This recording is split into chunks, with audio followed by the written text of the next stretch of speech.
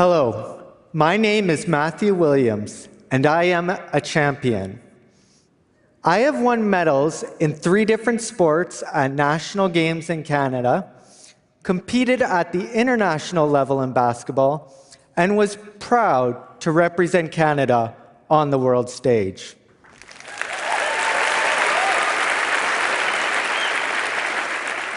I train 5 days a week for basketball and speed skating, work with top quality coaches and mental performance consultants to be at my best in my sport. By the way, all that is through Special Olympics. Does that change the way you think of me and my accomplishments? The world does not see all people like me as champions. Not long ago, people like me were shunned and hidden away. There has been lots of change since Special Olympics began in 1968, but in too many cases, people with intellectual disabilities are invisible to the wider population. People use the R word in front of me, and they think it doesn't matter. That's the word retard or retarded used in a derogatory manner. They're not thinking about how much it hurts me and my friends. I don't want you to think I'm here because I'm a charity case. I am here because there's still a big problem with the way many people see individuals with intellectual disabilities, or too often, how they don't see them at all. Did you know the World Games happened this year? I was one of over 6,500 athletes with intellectual disabilities from 165 countries who competed in LA.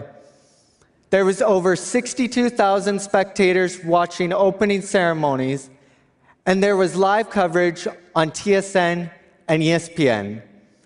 Did you even know that happened?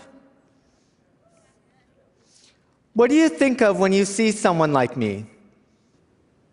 I am here today to challenge you to look at us as equals. Special Olympics transforms the self-identity of athletes with intellectual disabilities and the perceptions of everyone watching. For those of you who aren't familiar, Special Olympics is for athletes with intellectual disabilities. Special Olympics is separate from the Paralympics and Olympics. We offer high-quality, year-round sports programs for people with intellectual disabilities that changes lives and perceptions. This movement has changed my life and those of so many others, and it has changed the way the world sees people with intellectual disabilities. I was born with epilepsy and an intellectual disability. Growing up, I played hockey until I was 12 years old. The older I got, the more I felt it was harder to keep up with everyone else, and I was angry and frustrated. For a while, I did not play any sports, didn't have many friends, and felt left out and sad. There was a time when people with intellectual disabilities were hidden away from society. No one thought they could participate in sports, let alone be a valued member of society. In the 1960s, Dr. Frank Hayden, a scientist at the University of Toronto, was studying the effects of regular exercise on the fitness levels of children with intellectual disabilities. Using rigorous scientific research, Dr. Hayden and other researchers came to the conclusion that it was simply the lack of opportunity to participate that caused their fitness levels to suffer. Lots of people doubted that people with intellectual disabilities could benefit from fitness programs and sports competition opportunities. But pioneers like Dr. Hayden and Eunice Kennedy Shriver, the founder of Special Olympics, persevered, and Special Olympic athletes have proved them right 4.5 million times over.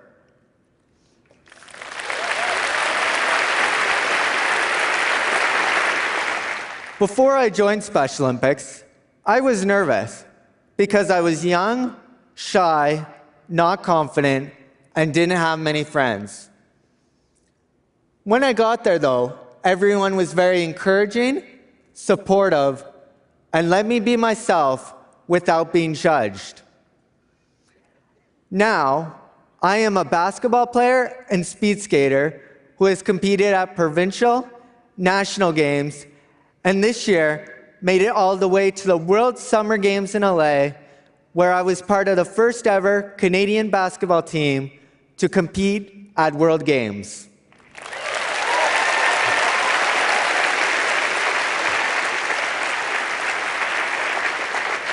I am one of more than 4.5 million athletes around the globe, and I've heard so many similar stories. Being Special Olympics athletes restores our pride and dignity. Special Olympics also addresses critical health needs. Studies have shown that on average, men with intellectual disabilities die 13 years younger than men without, and women with intellectual disabilities die 20 years younger than women without. Special Olympics keeps us healthy by getting us active and participating in sport.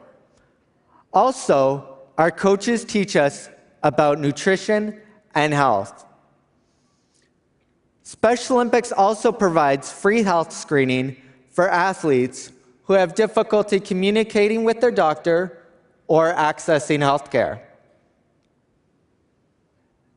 At the 2015 World Summer Games, my Team Canada teammates and I played the Nigerian basketball team. The day before our game, the Nigerian basketball team went to the World Games Healthy Athlete Screening, where 7 of 10 members were given hearing aids for free and got to hear clearly for the first time.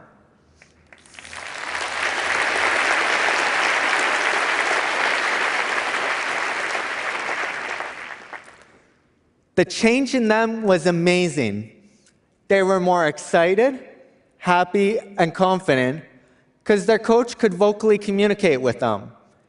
And they were emotional because they could hear the sounds of the basketball, the sounds of the whistle, and the cheering fans in the stands, sounds that we take for granted.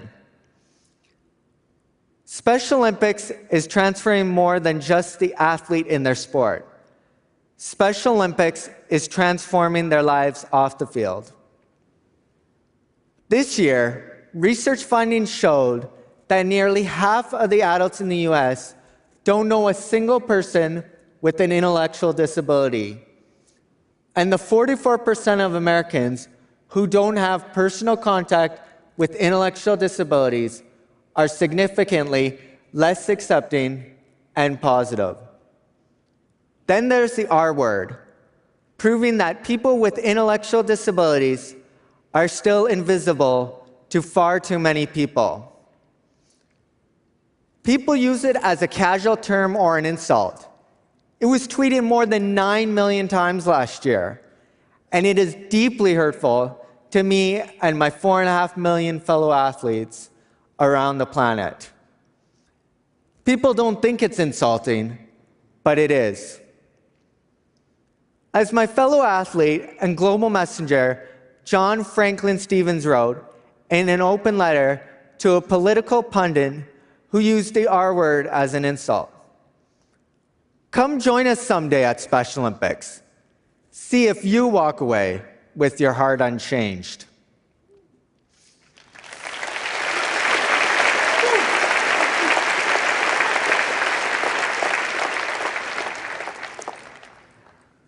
This year, at the 2015 World Summer Games, people lined up for hours to get into the final night of powerlifting competition.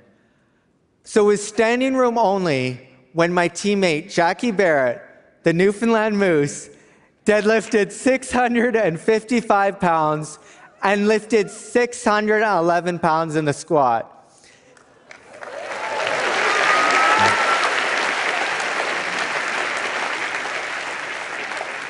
Setting huge new records for Special Olympics.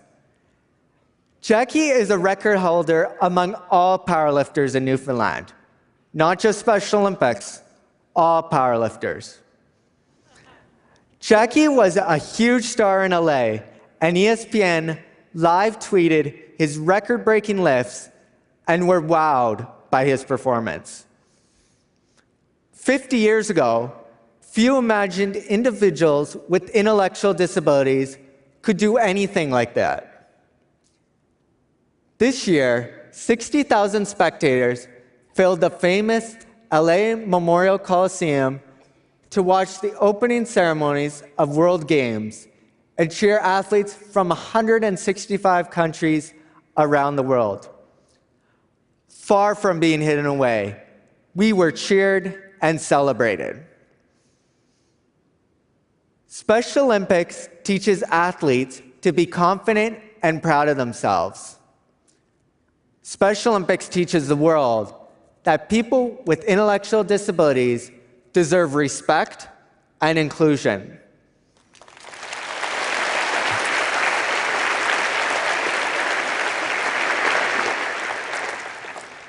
Now, I have dreams and achievements in my sport, great coaches, respect and dignity, better health, and I am pursuing a career as a personal trainer.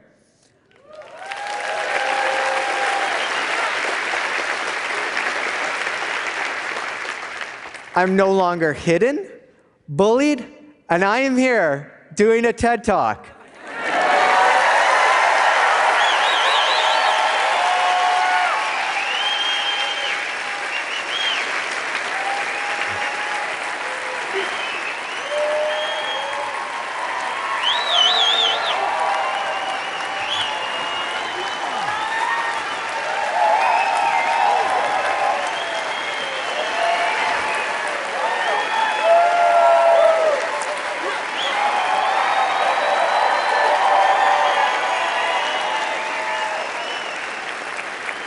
The world is a different place because of Special Olympics.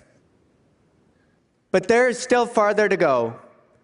So the next time you see someone with an intellectual disability, I hope you will see their ability. The next time someone uses the R word near you, I hope you will tell them how much it hurts. I hope you will think about getting involved with Special Olympics.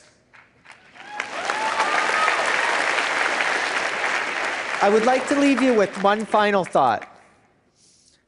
Nelson Mandela said, "Sports has the power to change the world."